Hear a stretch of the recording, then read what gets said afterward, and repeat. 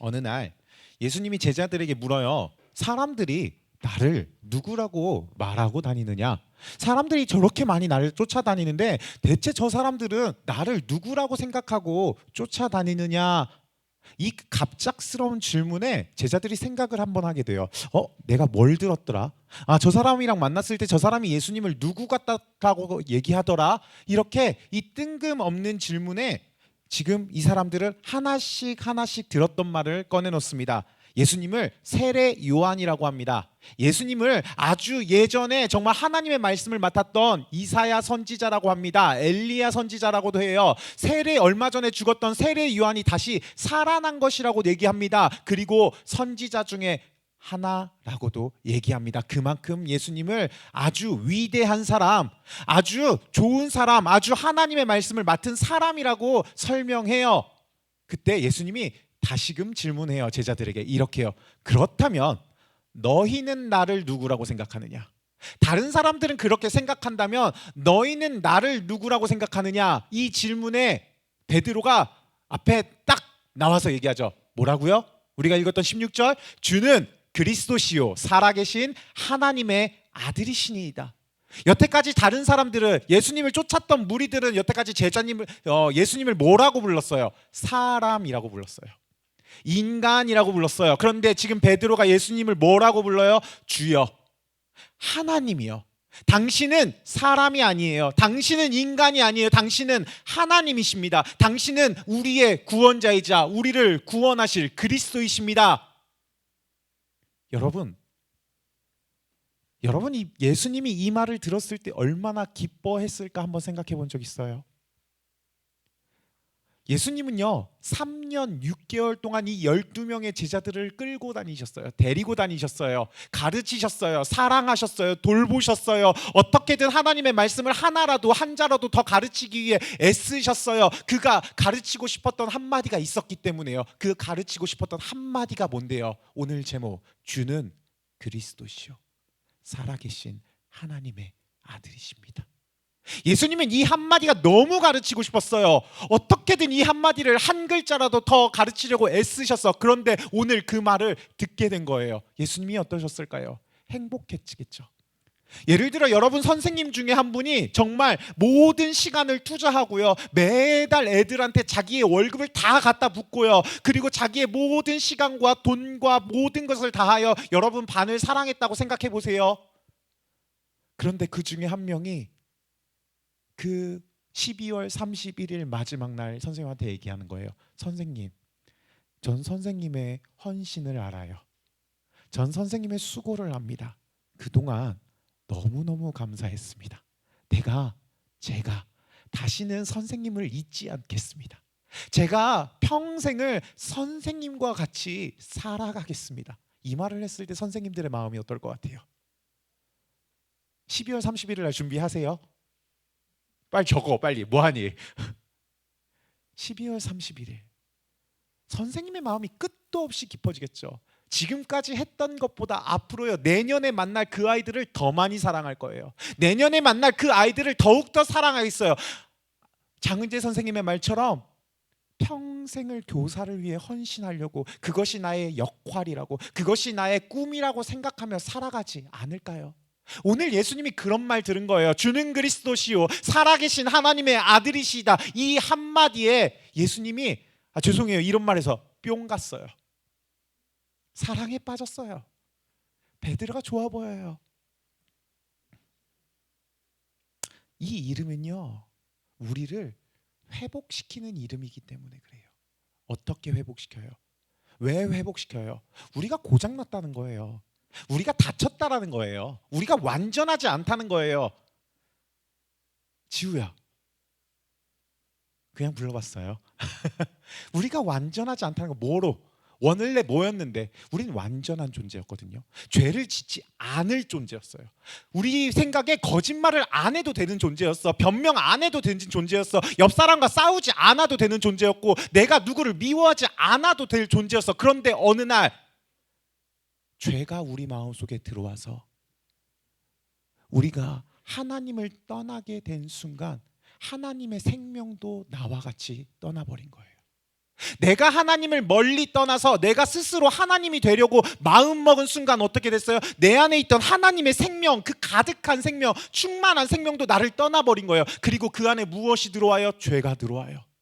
남을 미워하는 죄, 남에게 변명하는 죄, 거짓말하는 죄, 내가 하나님이 되고 싶은 죄. 제자반에서 지난주에 그랬잖아요. 쾌락, 명예, 권력, 재산, 이거 왜 한다고요? 왜 돈 모으고 왜 일하고 왜 노력한다고요?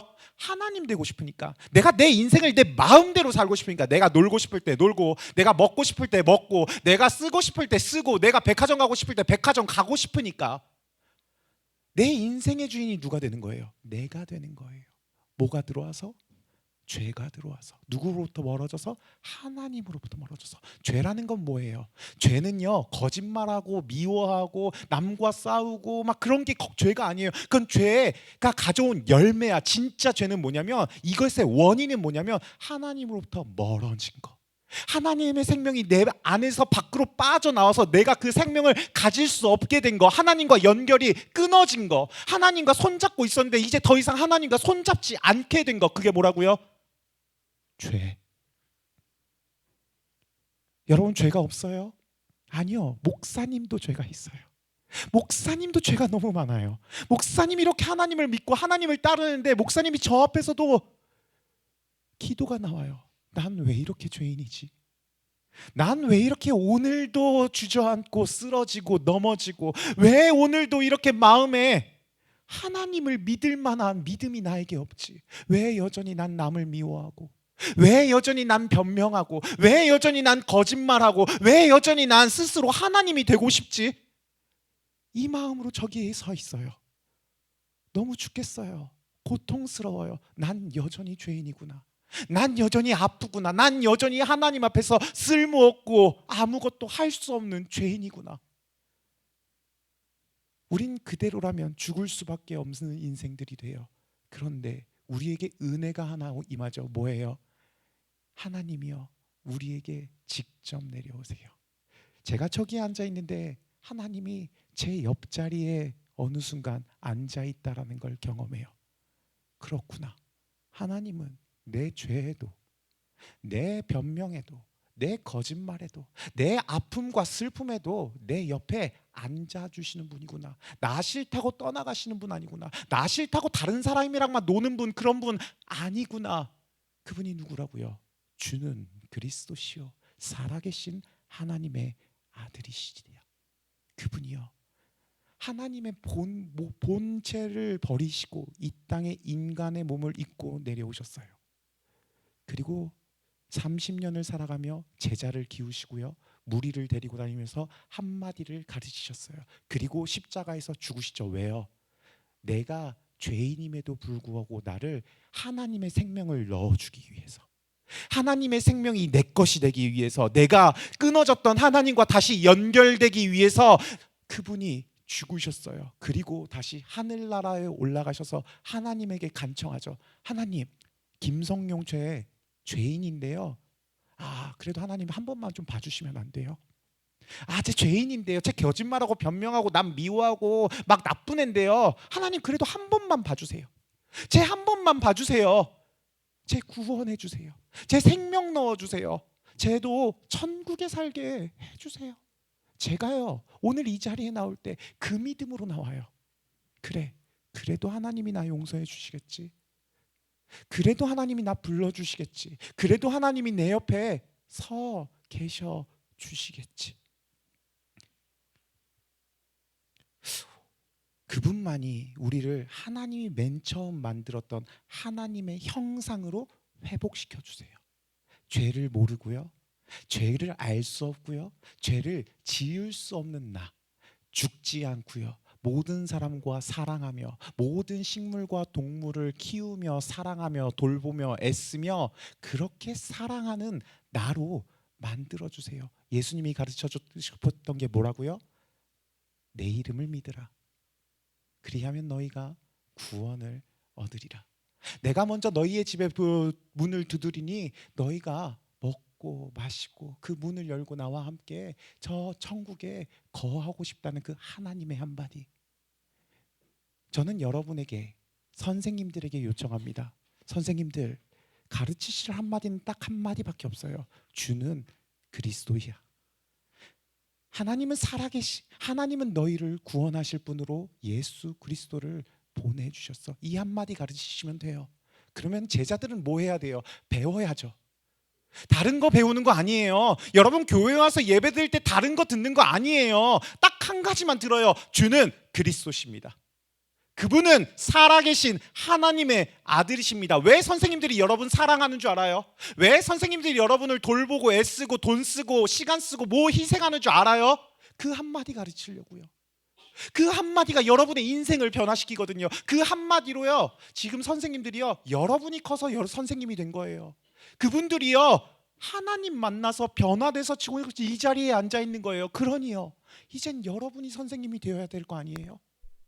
이제 여러분이 가르쳐야 될 거 아니에요? 이제 여러분이 학교 가서 주변의 학생들에게 예수님 믿니?